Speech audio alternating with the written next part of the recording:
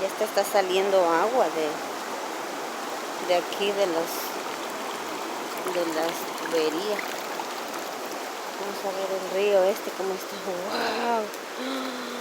No manches, nunca había yo visto un río así tan crecido. Vamos a ver del otro lado cómo se ve.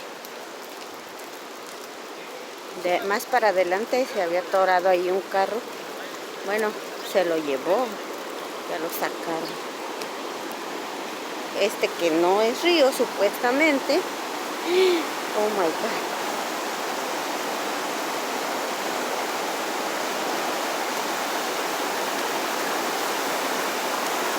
Miren.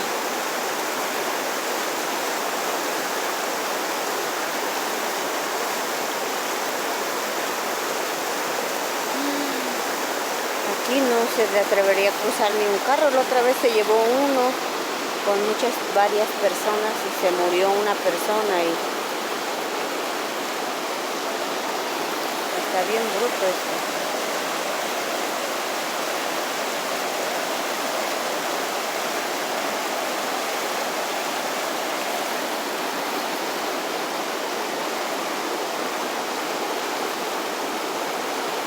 Aquí se llevó todo el suelo hace como una semana. Todo lo que es pavimento. Por eso está así.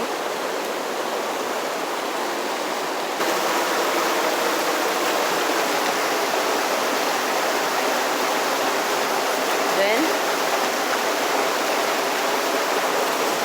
Ahí están otros grabando. Es que sí, está bien salvaje.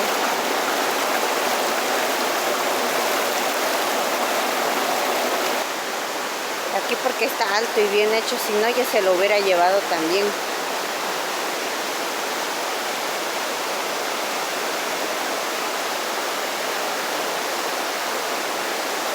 ¿Ven? ¡Wow! ¿Cómo está?